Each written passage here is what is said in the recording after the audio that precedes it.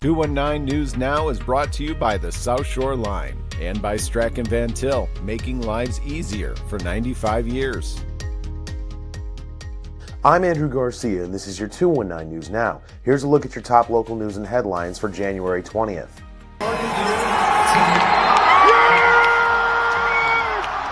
One of the greatest turnarounds in all of sports is now complete. The IU football team defeated Miami 27-21 on Monday night to win their first ever national title and cap off a 16-0 season. A late field goal by the Hoosiers and an interception on Miami's ensuing possession sealed the game for Indiana. Heisman winner Fernando Mendoza was named the offensive player of the game, while Mikhail Kamara took home defensive honors for his efforts, which included a blocked punt that led to a touchdown for Indiana.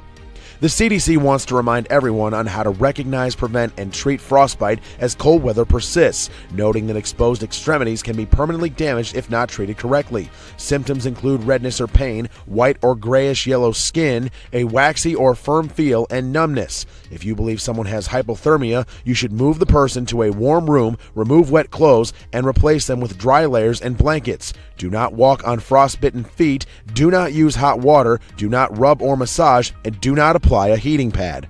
Residents posting on Kevin Mejia's East Chicago, Indiana News Facebook page say that NIPSCO bills are doubling or tripling and that service is being disconnected during winter. Mejia is organizing protests against rate hikes, including a February 1st rally at noon at NIPSCO's Hammond District office and another at the Maryville corporate headquarters in the future. A U.S. Senate Joint Economic Committee report found electricity costs rose about $100 on average last year, with increases in 47 states and double-digit raises in 10 states. Indiana's average electricity price climbed to 16.3% to roughly $1,860 per year. And in sports, in the summer of 2025, the Hebron Athletic Department formed an executive committee with the goal of honoring former coaches, student athletes, and administrators. On Friday night, the school inducted its inaugural Hall of Fame class that included several former faces across several decades that brought local legends back to where it all started. Back then, everything was more central around sports. You didn't have a lot of stuff to do, so everybody went to the ball games, and you had some pretty good crowds around here. So, but yeah, being small town, I enjoyed it. Just coming back, just the people that come up and recognize you, that's a big part right there. That just doing the things the right way and giving an effort and doing your best. You got to have a love for it. You got to love kids, and you got to love the sport you're coaching, and then. Money's not a factor. Time is not a factor. It's being able to do what you love. And I was blessed to be able to do what I love, teaching and coaching kids. This is home. I would have never left here no matter what coaching jobs opened up.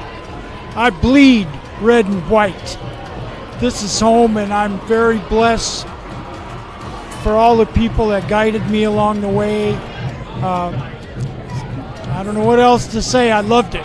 You got to remember that you're representing the community and not yourself or your family, and you should set an example for everyone that's coming after you, and you should be a role model for your teams that you have. And other than that, I love being here because it keeps me around the high school kids and makes me feel young again. To read up on more local news and headlines, visit NWI.com. I'm Andrew Garcia, and this has been your 219 News Now.